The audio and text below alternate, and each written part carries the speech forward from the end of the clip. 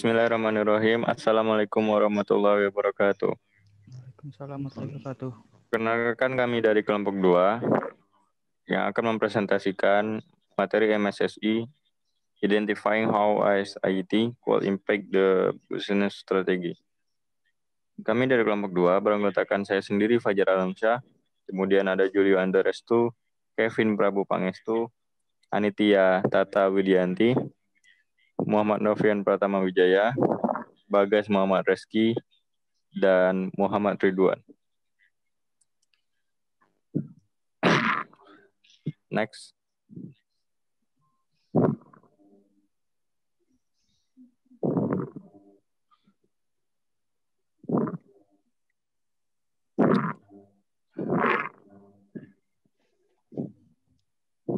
Nah, di sini kami akan membahas tentang identifying how ICT could impact the business strategy. Nah, ini dapat dijelaskan pada gambar yang ditampilkan di sini.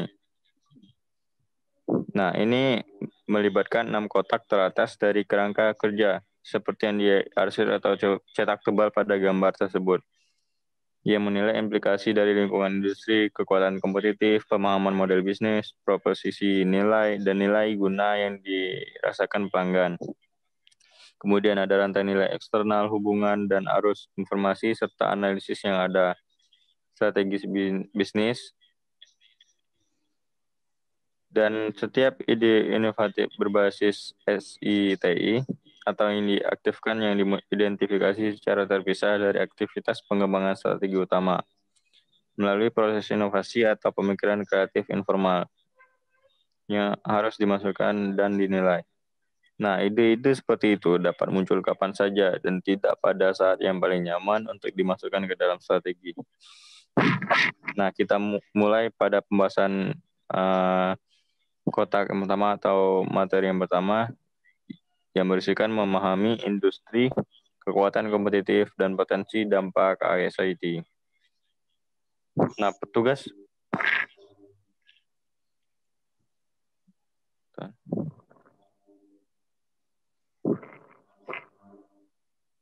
Nah, tugas pertama adalah penilaian situasi bisnis secara keseluruhan dalam kaitannya dengan lingkungan eksternal. Nah, ini biasanya harus dilakukan oleh manajemen bisnis sebagai bagian integral dari proses strategi bisnis. Nah, masalah utama yang harus dipertimbangkan itu sendiri. Yang pertama ada unit bisnis dan hubungannya satu sama lain dan dengan hukum. Kemudian ada tahap kematangan industri atau industri di mana bisnis bersaing. Nah, ini dapat menunjukkan potensi pertumbuhan dari bisnis tersebut. Kemudian ada 3, portofolio produk dan pelanggan dari unit bisnis. Kontribusinya terhadap pendapatan dan laba, serta permintaan akan sumber daya yang dibuat oleh setiap kelompok produk atau pasar. Kemudian keempat ada kekuatan kompetitif yang mempengaruhi unit bisnis dan korporasi, serta pengaruh dan potensi mereka saat ini pada posisi bisnis. Kemudian kelima ada analisis POV pelanggan atau kepuasan pelanggan untuk menentukan atribut produk dan atau layanan yang paling dihargai oleh pelanggan itu sendiri. Kemudian terakhir ada kapabilitas utama dan aset tersebut. Nah, strategi penilaian ini pada dasarnya adalah bagian awal dari proses yang makanya pada merupakan kotak pertama. Karena keluaran utama dari tahap ini, analisis adalah pemahaman organisasi dalam kaitannya dengan unit bisnis, hubungan mereka dan persamaan dan perbedaan di antara mereka, serta lingkungan tempat mereka beroperasi. Untuk setiap unit, posisi kompetitifnya dan kekuatan yang mempengaruhi kinerja dan perkembangannya harus dipahami, sehingga setiap opsi SITI dapat difokuskan pada respons terhadap kekuatan tersebut atau menciptakan opsi strategis yang akan meningkatkan kemungkinan keberhasilan industri tersebut di masa depan. Nah, selanjutnya akan dijelaskan oleh Anitya Tata Wijanti. Saya persilakan kepada Anitya untuk menjelaskan materi kedua. Terima kasih moderator. Materi yang kedua yaitu menafsirkan sasaran dan strategi. Ini sasaran dan strategi bisnis itu memiliki sejumlah pertimbangan antara lain. 1. Apa yang mungkin operasi atau dengan pindah ke lingkungan baru. 2. Apa yang ingin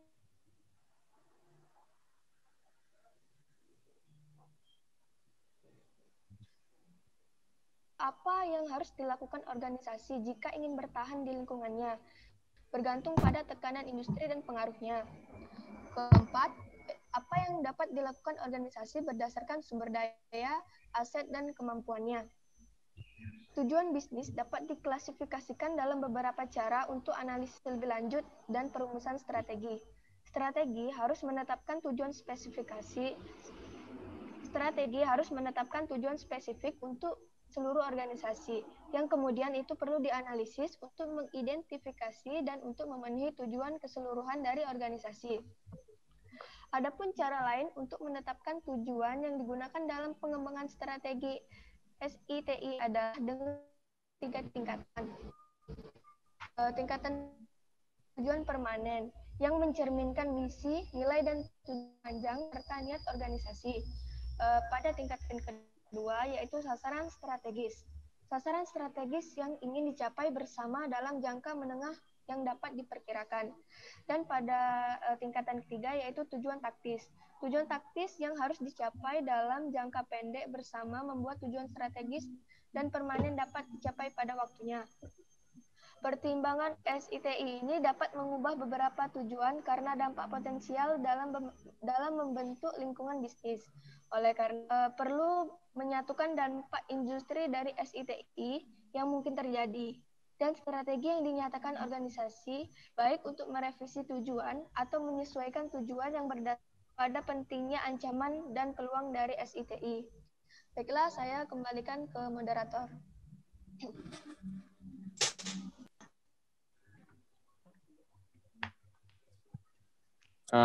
Terima kasih kepada Anitya telah menjelaskan materi kedua.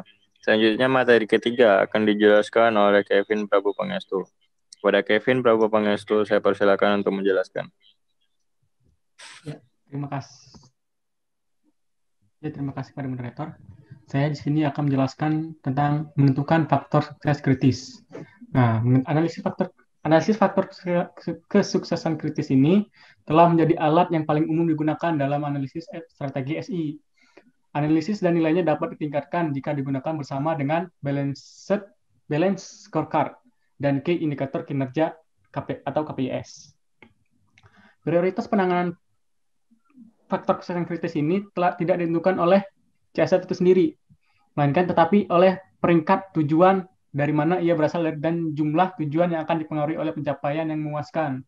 Namun tahap selanjutnya dalam proses ini tidak sesederhana itu. Menafsirkan CSR dalam kaitannya dengan informasi dan kebutuhan aplikasi SI atau TI. Tidak dapat dengan mudah dikloning tanpa mengacu pada aktivitas bisnis dan struktur organisasinya yang akan dibahas pada poin selanjutnya. Saya kembalikan kepada moderator. Terima kasih kepada saudara Kevin telah menjelaskan. Selanjutnya materi keempat akan dibahas oleh Bagas Muhammad Rizky. Kepada Bagas Muhammad Rizky, saya persilakan untuk menjelaskan. Terima kasih kepada moderator. Di sini saya akan menjelaskan tentang menilai potensi dampak teknologi digital pada produk dan layanan industri. Aspek gangguan digital dieksplorasi menggunakan contoh dari berbagai industri, produk, dan layanan baru yang dibuat melalui penggunaan SITI, dan serta industri yang telah diubah oleh produk dan layanan digital tersebut. Internet dan produk yang cerdas dan terhubung semakin dibahas dalam hal bagaimana mereka dapat mengubah seluruh industri, membuat yang baru, atau meninggalkan yang lama. Tingkatan pengenalan layanan digital baru yang menggunakan kemampuan jaringan ditambah perangkat individu, seperti tablet dan ponsel, semakin meningkat. Inovasi ini sering diprakarsai oleh pendatang baru di suatu industri, yang artinya tidak mudah diantisipasi. Nah, cara organisasi dapat membangun kapabilitas untuk berinovasi dengan SITI dibahas sekali lagi menggunakan contoh dari berbagai industri. Sebelum itu, organisasi perlu memindai lingkungan eksternal, baik teknologi maupun bisnis, untuk mengidentifikasi kemunculan teknologi baru dan bagaimana serta mengapa teknologi tersebut digunakan, tidak hanya di industri perusahaan, tapi di industri lain. Secara khusus, penggunaan media baru dipimpin oleh industri berbasis konsumen dan juga untuk tujuan sosial daripada bisnis. Nah, efek tidak langsung dari digitalisasi juga dipertimbangkan dan dieksploitasi jika memungkinkan. Misalnya, bagaimana ketersediaan produk bisnis harus lebih cocok dengan permintaan di seluruh saluran dan bagaimana peningkatan umpan balik pelanggan dapat digunakan untuk saja dapat sangat. Sebagian besar organisasi sekarang mengumpulkan atau dapat mengumpulkan dan menyimpan banyak data barang, produk, pelanggan, dan bahkan pesaing mereka. Dan penggunaan analisis yang cerdik dapat mengungkapkan peluang bisnis baru, meningkatkan tren baru terlihat, dan juga meningkatkan implikasi peristiwa yang tidak terduga. Kombinasi data besar, analitik sekarang menjadi alat strategi bisnis yang ampuh. Next, pada moderator, kami kembalikan. Terima kasih kepada Bagas telah menjelaskan. Selanjutnya materi kelima yang akan dijelaskan oleh Julian Darestu. Saya persilakan kepada Julian Darestu untuk menjelaskan. Terima kasih, moderator. Baik, sini saya akan menjelaskan menganalisis rantai atau jaringan nilai industri eksternal dan implikasi informasi. Rantai nilai industri atau jaringan informasi tingkat tinggi yang dapat menunjukkan peran informasi dalam menentukan kinerja keseluruhan industri, bagaimana pemasok, pelanggan, mitra, pesaing, dan organisasi lain yang mempengaruhi industri mengumpulkan, menggunakan informasi, akan berdampak pada perumusan dan penyampaian strategi perusahaan. Keluaran dari analisis tersebut adalah pemahaman tentang hubungan informasi dan entitas yang perlu dikelola oleh berbagai pemain di industri untuk mengarah pada persyaratan dan prioritas SI atau direvisi dan bahkan tujuan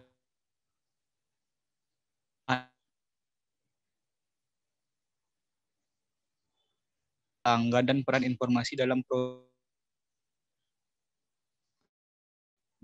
pelanggan melacak interaksi berbasis informasi pelanggan dengan integrasi mulai dari pengenalan dan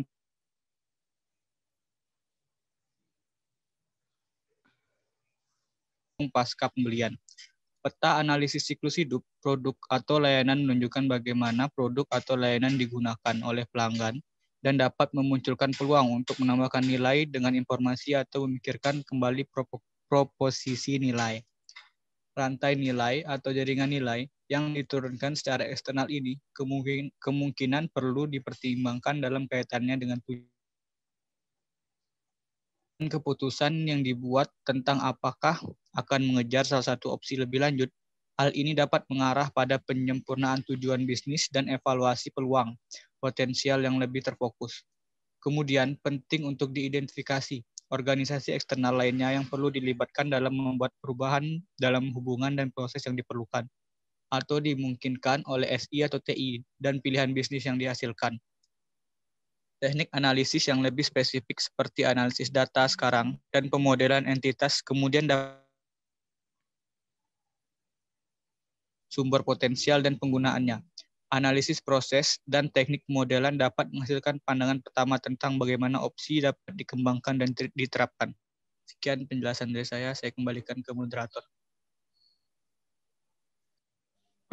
Terima kasih kepada Julio yang telah menjelaskan materi ke-5. Selanjutnya materi ke-6 akan dijelaskan oleh Mama Novian.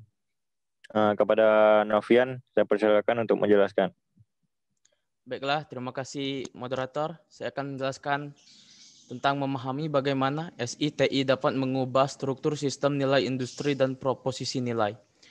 Jenis perencanaan analisis atau skenario ini dapat membantu organisasi memutuskan apakah dan bagaimana organisasi dapat memperluas sistem informasinya lebih jauh ke dalam rantai nilai atau jaringan, untuk mempengaruhi atau bahkan mencegah perubahan yang mungkin dilakukan orang lain pada struktur industri dan nilai tambah intinya proses. Perusahaan tahap selanjutnya adalah mempertimbangkan secara lebih rinci bagaimana proses bisnis inti organisasi terkait dan dipengaruhi oleh organisasi lain. Sistem dalam rantai nilai industri atau jaringan nilai, potensi SITI untuk mempengaruhi keseluruhan struktur dan kinerja industri kemudian dapat dipertimbangkan.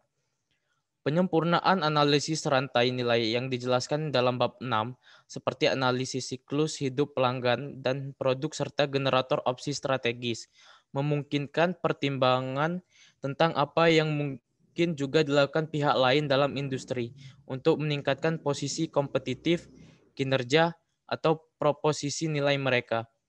Analisis lebih lanjut juga dapat mengungkapkan peluang bagi perantara baru untuk memasuki industri atau disintermediasi antara pemain yang ada.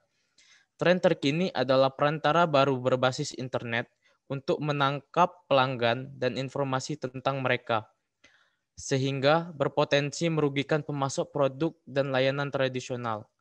Jenis perencanaan analisis atau skenario ini dapat membantu organisasi memutuskan apakah dan bagaimana organisasi dapat memperluas sistem informasinya lebih jauh ke dalam rantai nilai atau jaringan untuk mempengaruhi atau bahkan mencegah perubahan yang mungkin dilakukan orang lain pada struktur industri dan nilai tambah intinya. Proses dalam penilaian penting untuk mempertimbangkan bagaimana pihak lain dapat memperoleh manfaat dari perubahan dalam struktur industri dan hubungan, dan mengidentifikasi pihak-pihak yang bekerja sama secara erat dapat menghasilkan manfaat timbal balik yang signifikan, dan atau pihak yang juga akan dapat manfaat dari tindakan organisasi. CSF menentukan seberapa penting atau mendesak bagi organisasi untuk bertindak berdasarkan hasil analisis untuk mencapai tujuan strategisnya. Sekian penjelasan dari saya kembalikan ke moderator. Baik, terima kasih pada Saudara Novian yang telah menjelaskan materi ke-6. Selanjutnya materi ke-7 akan dijelaskan oleh Muhammad Ridwan. Kepada Muhammad Ridwan, saya persilakan untuk menjelaskan. Terima kasih pada moderator. Baiklah, pada bagian ini saya akan menjelaskan menilai kapabilitas saat ini. Nah, untuk bagian ini organisasi harus mengidentifikasi kemana tujuan penggunaan SITI. Baik itu pada mempertahankan keuntungan yang ada atau menciptakan yang baru, tetapi mungkin yang lebih kritis, di mana fokus investasi SITI harus untuk mengurangi atau menghilangkan kerugian yang ada atau yang muncul. Analisis ini memberikan sikap dasar investasi SITI yang akan diadopsi, baik itu inovatif, agresif, defensif, atau bertahan. Nah, dan ini memberikan panduan untuk jenis peluang yang akan dicari dan prioritas untuk implementasinya. Pada bab 2 kita telah membahas 3 pertanyaan, yaitu aset apa yang kita miliki, aset apa yang kita butuhkan, dan karena apa itu harus diubah. Pertanyaan itu mencakup aset SITI, infrastruktur, informasi, dan aplikasi. Dan bagaimana key digunakan dalam mendukung atau menciptakan aset bisnis dan juga proses di mana SITI diperoleh dan digunakan. Ini juga dapat mencakup pertimbangan kemampuan dan aset organisasi lain yang menyediakan layanan SITI dan apakah mereka masih sesuai atau jika alternatif yang lebih baik sekarang tersedia seperti penyediaan dari cloud. Sekian penyampaian dari saya kembalikan pada moderator. Baik, terima kasih kepada Saudara Ridwan telah menjelaskan materi 7. Materi terakhir dari presentasi kami pada hari ini mengenai tema ini. Terima kasih. Saya akhiri video ini. Wabillahi taufiq wal hidayah. Wassalamualaikum warahmatullahi wabarakatuh.